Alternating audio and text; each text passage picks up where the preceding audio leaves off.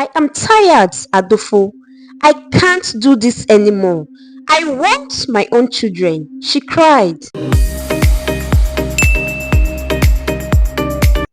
Welcome, as I tell you the generations of Mama Adusa's story, a tale from Juansa. In the gentle heart of Ghana, tucked quietly within the warm embrace of nature, lay a humble town called Juansa. It was 1855, a time of simplicity, when love was pure and family ties were everything.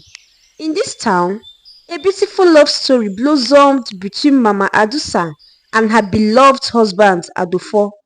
Their wedding was a celebration like no other. The people of Juansa danced for days for Adusa and Adolfo because they were the perfect pair, deeply in love, respectful of tradition, and hopeful for the future. Adolfo was a strong, thoughtful man who worked as a clothes trader in Accra.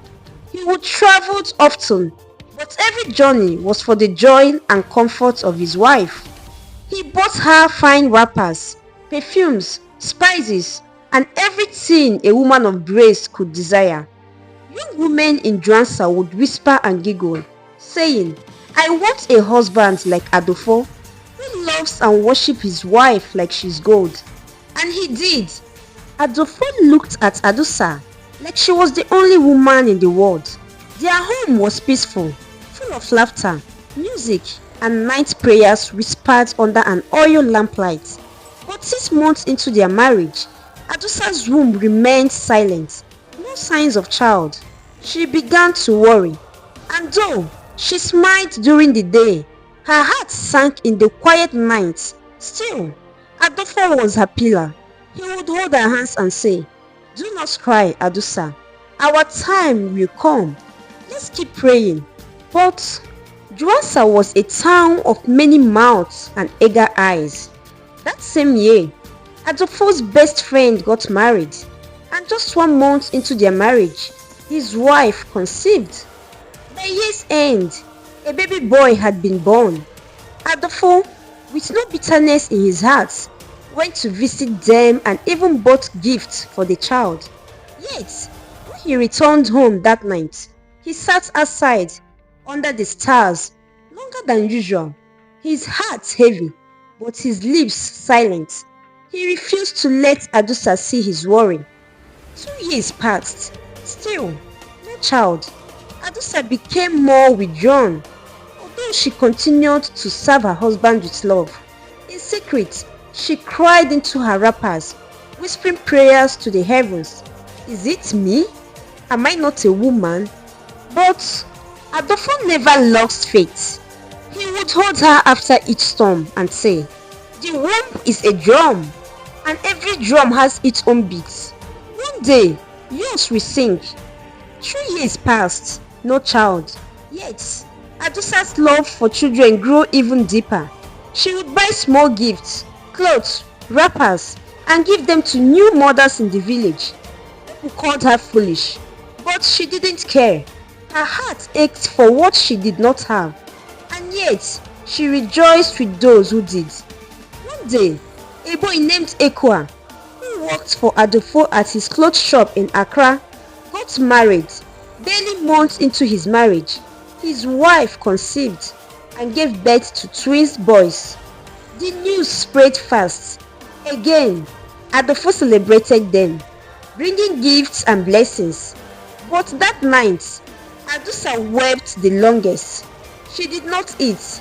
She lay coiled up on her mat, her eyes wide open, looking at the ceiling as if it held answers. Still, their prayers continued. Then, one afternoon, the pain cut deeper than ever before. Adusa was at home when the children of her neighbor, Akosua, returned from the farm, dusty and hungry. With motherly instinct, she called them in and gave them food, plantain and garden egg stew. The children smiled as they ate, but before they could finish, their mother stormed in, shouting so loud, the ground seemed to shake. You this barren wench, you want to kill my children, eh? What did you give them? You can't have children of your own, so you want to destroy mine. Adusa was stunned. Akosua, please, I only gave them food. They were hungry. Shut up, Akusa spat, dragging her children away. Go and give birth first, before feeding another woman's child. The world struck Adusa like thunder. Her heart cracked into pieces. She went inside, locked the door, and fell to the floor in tears. She cried like a child. She wept until her voice was hoarse, until her soul trembled. That night, Adolfo returned home and found her coiled up on the mat, her wrapper soaked. She did not speak. She just looked at him with hollow eyes. Adolfo knelt beside her, lifted her gently, and said, "Just one thing.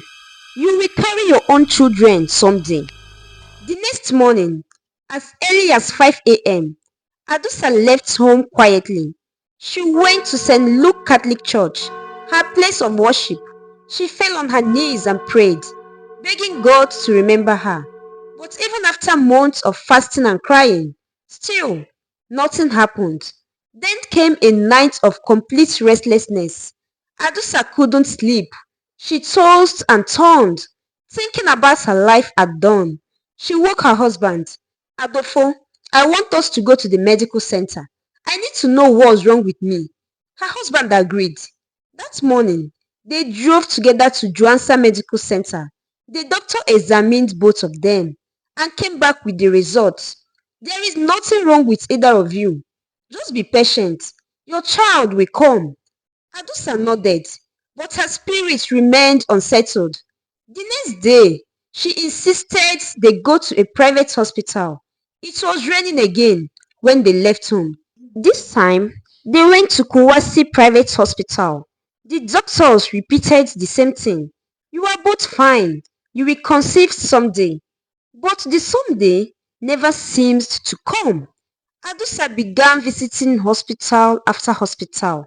She chased every recommendation. She fasted, cried, and sometimes sat outside in the cold wind, wondering why God had forgotten her. 17 years passed. Adolfo was now 52 and Adusa was 46. Yet, no child, no hope. People in the community mocked them openly. One woman, Kwame, who sold corn by the roadside, whenever she sees Adusa, she would laugh and say to her friends, "That Adusa and her husband, since they married, no baby. What a waste." Her words sliced Adusa like a knife. One day, at the market, while buying fish, Adusa overheard women talking about a mysterious herbalist in Kofo town, a man known to help women conceive. She rushed home and told Adolfo, "We are going tomorrow. Arrange yourself." But Adolfo was resistant. "Adusa, God's time is the best. Let us wait. Please, Adusa, let's do this the holy way." But Adusa had had enough. "No," she barked. "I must carry my children this way." Adolfo, being the loving man he had always been, reluctantly agreed. They traveled to Kofo town and met the old herbalist. He performed some rituals and gave her a strange concoction to rub on her stomach every night before bed. 3 weeks later, Adusa conceived. Her joy was uncontrollable. She laughed, she danced, she cried, but this time with happiness. Her husband was equally overjoyed. Months later, she gave birth to a beautiful baby boy. But Adusa wasn't done. "Now that I am fertile," she said, "I must give birth to all my children. No time to waste." She returned to the herbalist again. He gave her another set of concoctions. She followed the rituals again and conceived a second time. Then a third. Within 2 years and 6 months, Adusa had given birth to 3 children, a boy and 2 girls. Her house, once silent, now echoed with laughter, toys, and lullabies. She believed everything was now perfect. Ha ha ha, or so she thought. Until 16 years later, Adusa and Adofo had become proud parents of 3 grown children. Their first son was Abam, a bright and responsible young man, now 18 years old. Their first daughter, Nana, was 17, wise beyond her years, always calm and focused. And their youngest, Ashanti, a cheerful and outspoken girl, was 15. Life was good. The family had found peace at last. Their long years of waiting seemed like a distant memory. The children adored their parents, and the home was full of joy, especially during the holidays. Laughter rang through the compound, pots clanged in the kitchen, and the family gathered under the mango tree to tell stories and share roasted corn. When school resumed, Nana and Ashanti returned to their Accra girls' boarding school, while Abam continued his studies from home so he could be close to his aging parents and assist them with chores. He helped his mother at the markets on weekends and always kept an eye on his father's health. Then, one ordinary morning, everything changed. Abam and his mother left home for the market together. His father, Adofo, was perfectly fine. He waved goodbye and even cracked a small joke about bringing back some fried yam for him. But when Abam returned home from school that afternoon, he sensed something was wrong. The house was too quiet. He called out, "Papa," but got no reply. He found his father slumped on the mat, sweating and weak. "But he was fine this morning," Abam murmured, panic rising in his chest. He ran to call the village nurse. She came, examined Adofo, and gave him some herbs and medicine. For a few hours, it seemed like things would be okay. But late that night, Adofo's condition worsened. He was shivering, gasping for breath. Abam ran into the night to call the nurse again. But the time they returned, Adofo was gone. Just like that. No warning, no goodbye, no explanation. The news hit Adusa like a storm. She was at the market when she heard. She dropped her basket and sprinted home, tears already streaming down her eyes. She found her husband cold and still. She collapsed beside him and wailed, "You promised to stay with me. You said we could grow old together." Nana and Ashanti arrived from the school the next morning. The house was filled with mourning and silence. Life as they knew it had changed forever. 2 years later, the wounds of loss had not fully healed, and life became harder. Abam, now the man of the house, dropped out of school at 18. He needed to hustle. He wanted to support his grieving mother and make sure Nana and Ashanti continued their education. He took on small jobs, sometimes selling tomatoes in the market, sometimes pushing a wheelbarrow to earn a few cedis. That year, he managed to pay their school fees. He was proud. He believed he could carry the family on his shoulders. But the second year came, and he failed. The money just wasn't enough. No matter how hard he tried, he couldn't make ends meet. Nana and Ashanti waited and waited, hoping the fees would be paid. They never were. Both girls dropped out of school. One day, all 3 siblings sat under the same mango tree, where they used to laugh and play as children. Now, they sat in silence. Nana broke the silence. "Brother, this is not the life Papa wanted us to live." Abam clenched his fist. "I know, but what choice do I have?"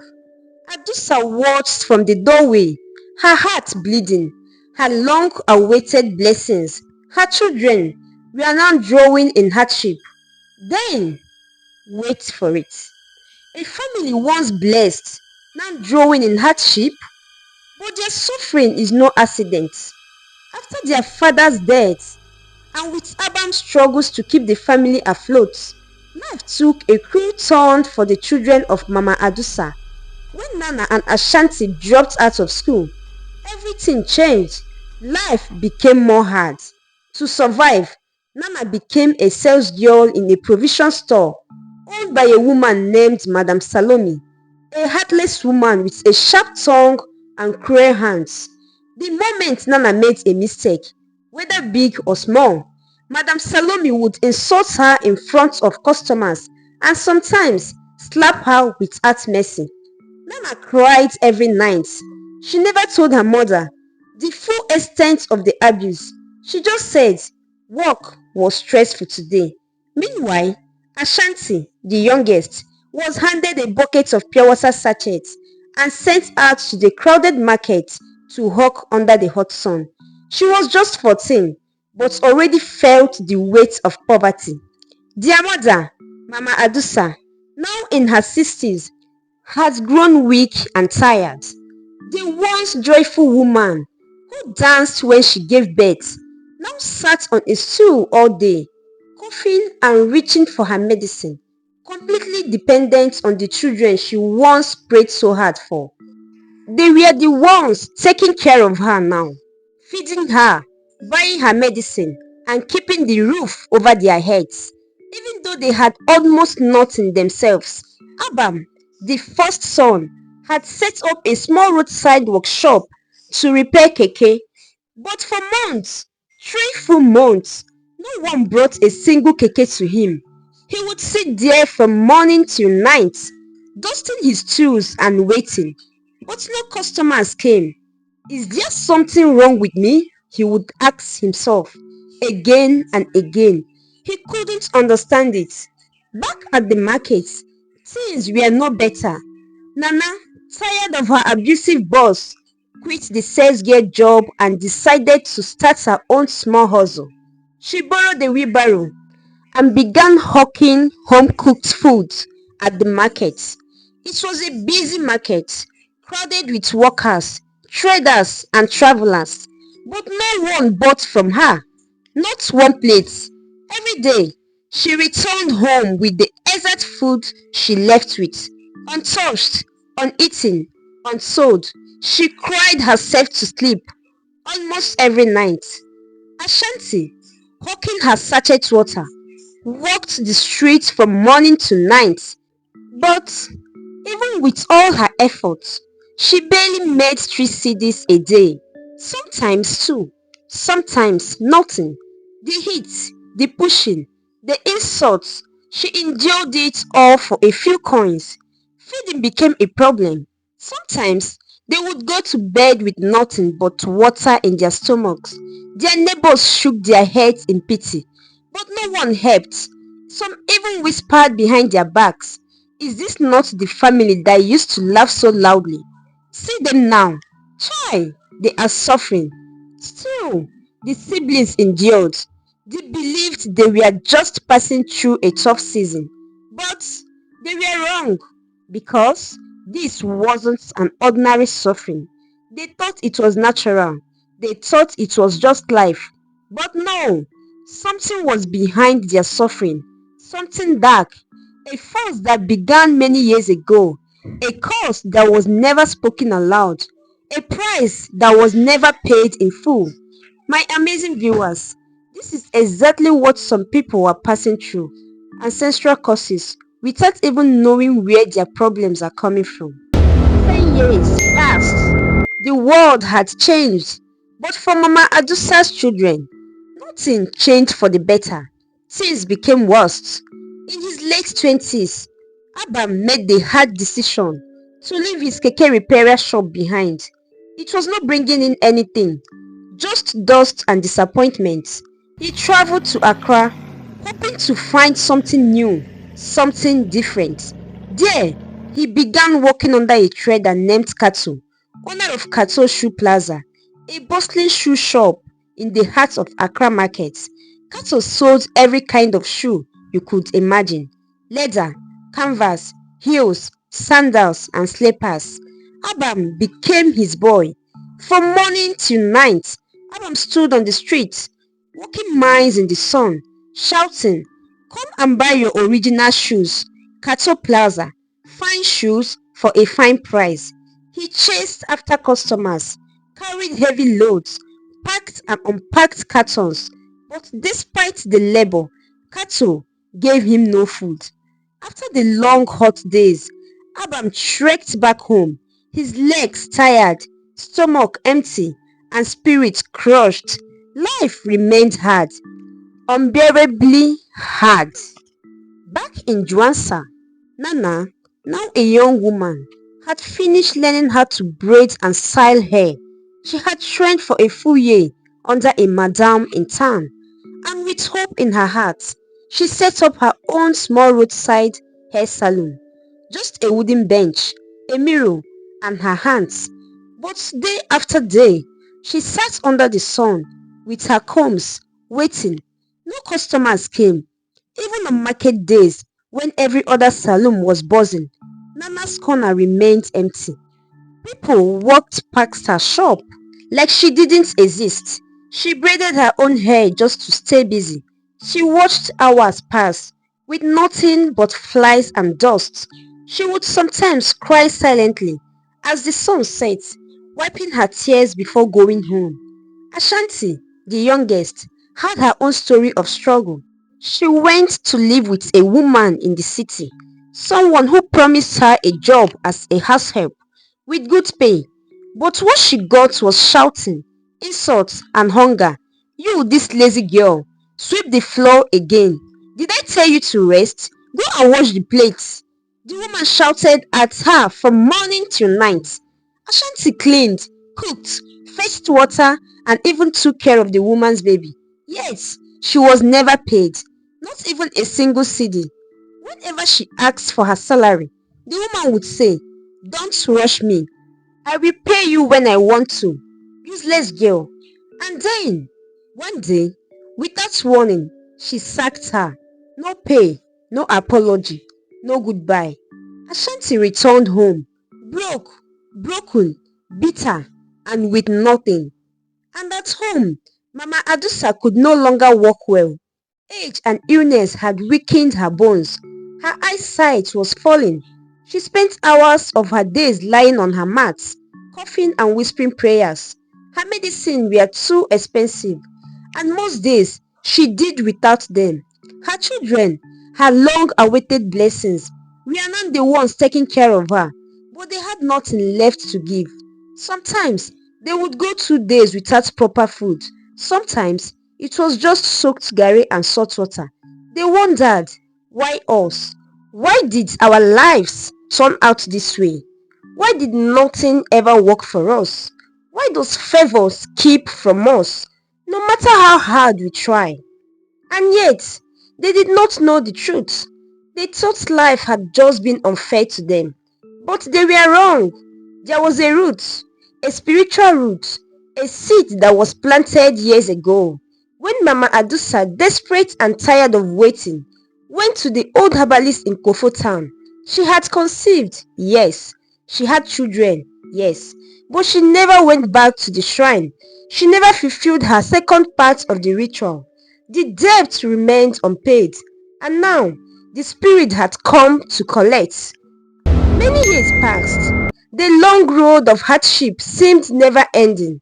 For the family of Mama Adusa, her once beautiful home filled with joy, children, and laughter had now become a shadow of survival.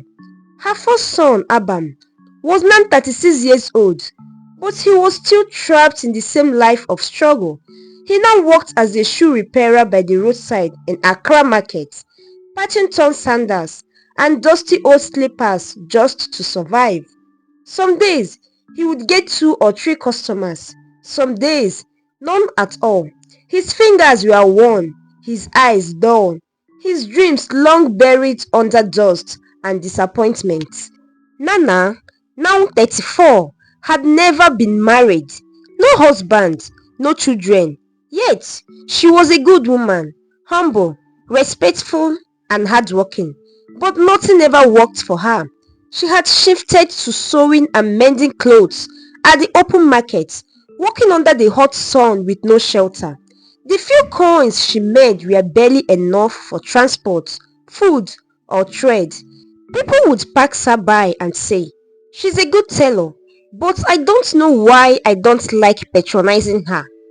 My viewers, Do you know what it seems like for the favor of God to be far from someone? Favor refused to recognize her and was very far from her. Ashanti, now 32, was also struggling. She cleaned people's houses, washed toilets, scrubbing floors, doing laundry just to earn something.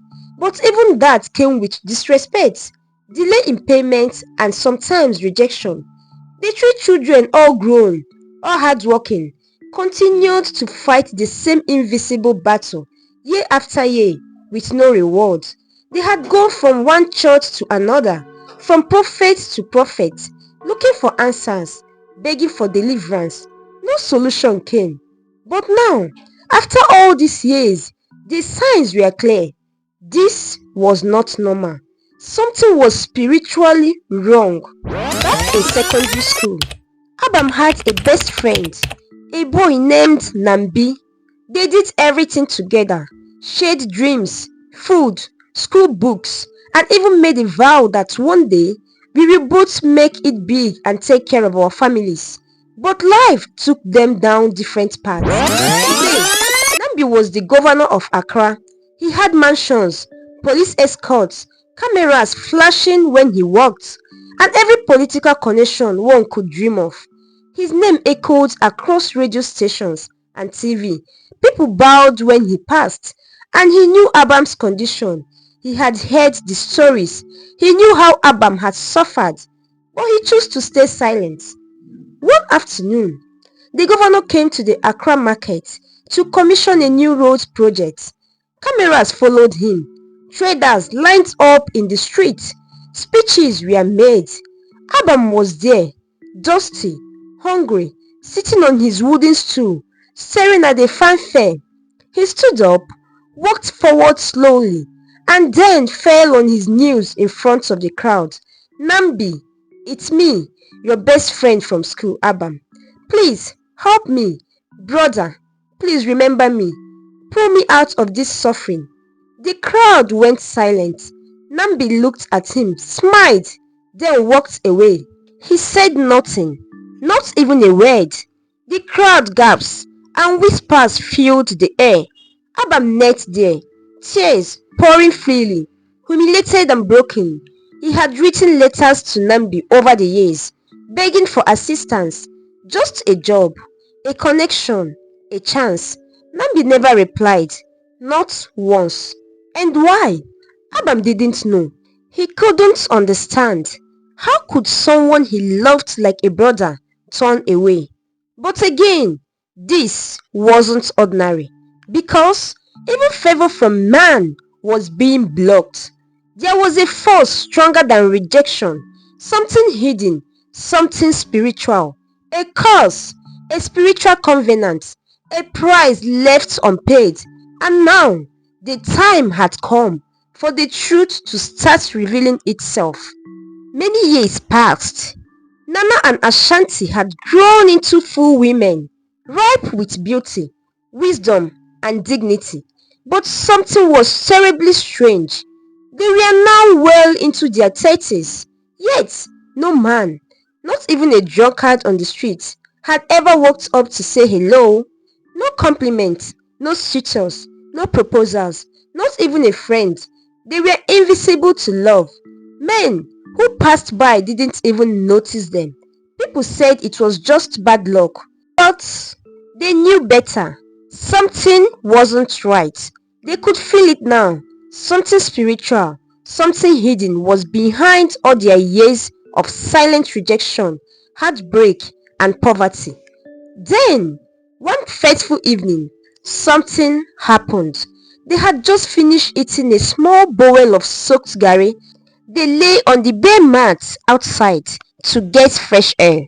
Abam, now 36, suddenly burst into tears. His voice trembled as he spoke. I am tired, he said. I have done everything a man can do, but nothing is working. Look at me. I am old enough to marry, to have children, but I have no savings, no hope, no life. I am a man, but I feel like a failure. Nana broke down too. Me too, brother. I have tried sewing, hawking, selling food, hairdressing, but nothing. I am tired. Even women who started after me are driving cars. I have nothing. Ashanti joined them, weeping. I am tired too.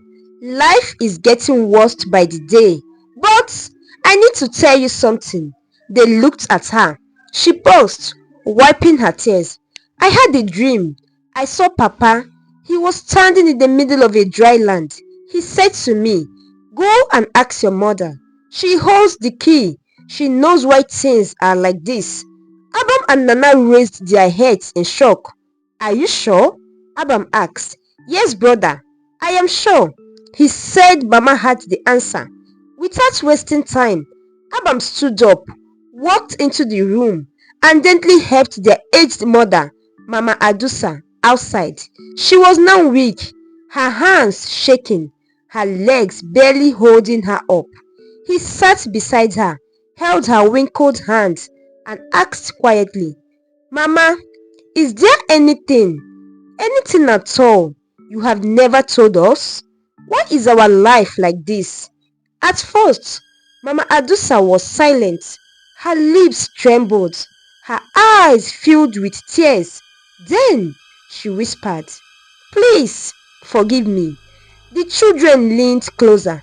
She sobbed, "Please, forgive me. I didn't mean for this to happen."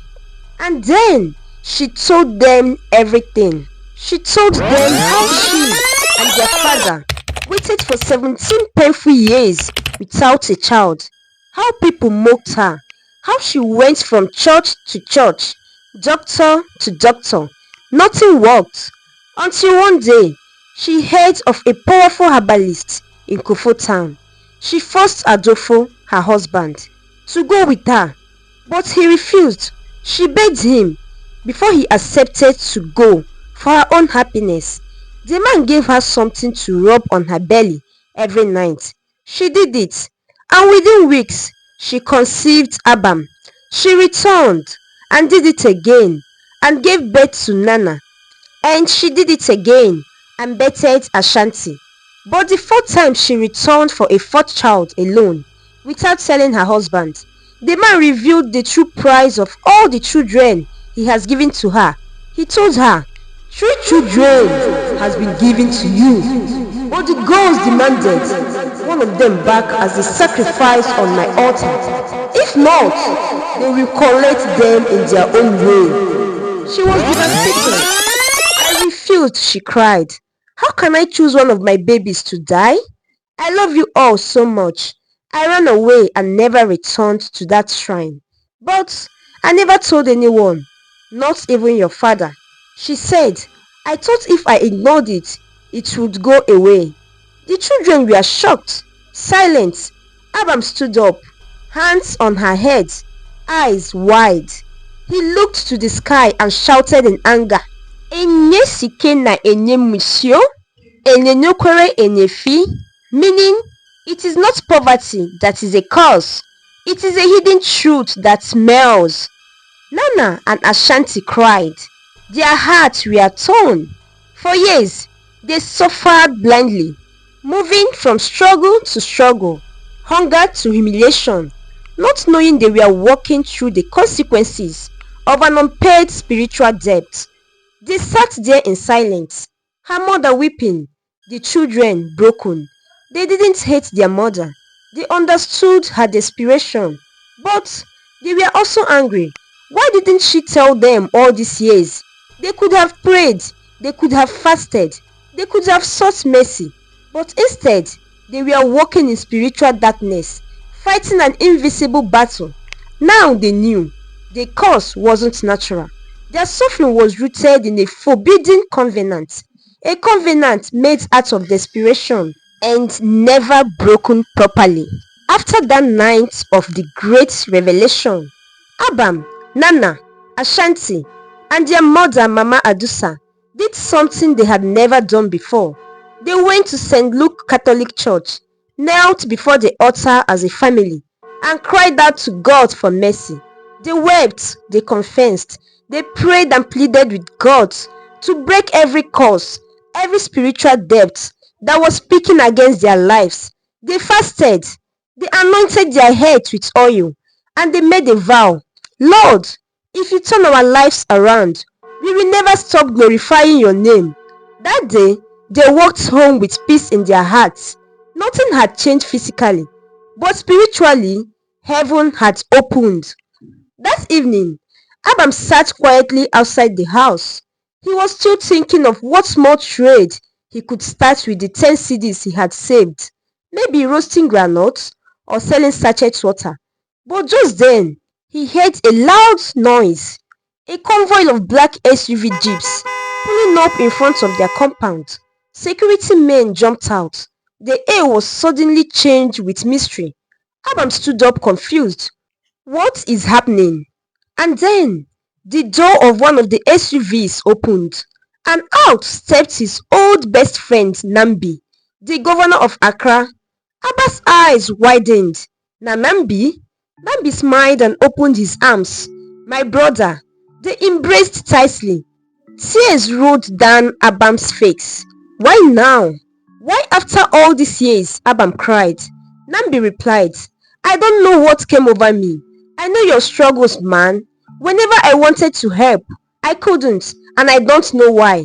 But this morning, I was praying, and I couldn't rest until I came here. I remembered you. I remembered everything. God touched my heart. He reached into his briefcase and handed Abam an official letter. It was a government appointment. Abam was stunned, speechless. He stared at the document. His name was there, in bold letters. He was now a director in the Ministry of Commerce. Just then, Nana and Ashanti returned from their usual daily hustles, tired, sweaty, dusty from the market. But what they saw made them freeze. SUV jeeps parked across the compound, armed guards everywhere. They dropped their bags and rushed inside. What is happening? And then, Nambi saw Nana. She greeted politely. Good evening, sir. But Nambi was speechless. He stared at her, elegant, calm, glowing, even in her humble clothes. He whispered to Abam, Who is that? Abam smiled. That's my sister, Nana. Nambi blinked. What a beauty. That's my wife. Abam laughed. She's single. If you're serious, bro, go ahead. Weeks later, arrangements were made. Nana got married to the governor Nambi. It was the wedding of the year. Traditional, white and royal. People who used to mock them now danced at their table.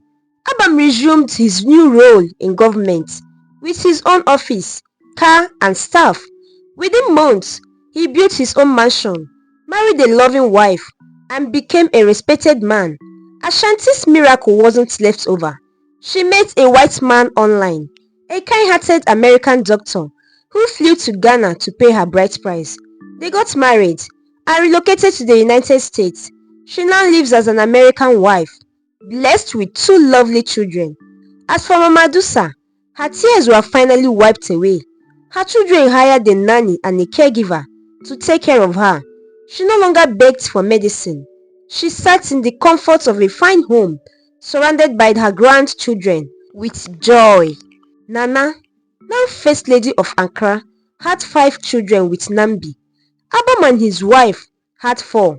Ashanti had 2 in America, from a family that once knew hunger, shame, and curses. They became first-class citizens in the country. What doctors couldn't do, what money couldn't fix, God did it in a matter of days. Because when God says it is time, nothing can stop it. Nyeme, beye, obeye, nya etodano, enona ebeya. Meaning, when God decides to act, he acts. The day of destiny cannot be stopped. This story is for you. Yes, you reading or watching this. Maybe you have suffered for years. Maybe nothing is working. You have cried, labored, prayed. You have been mocked, rejected, overlooked, disappointed. But don't lose hope. God never forgets his own. Just like he turned the story of Mama Adusa's family around, he will turn yours around. He broke the generational curse of this family in a few days and turned their life around for good. You are next. Your story will change. Don't give up. Keep trusting God. One day, it will be your turn. Thank you for watching. Please don't forget to like and comment, and please subscribe to our channel. Hit the notification button to get notified whenever we post new, amazing, educative, interesting stories on our page. Thanks for watching.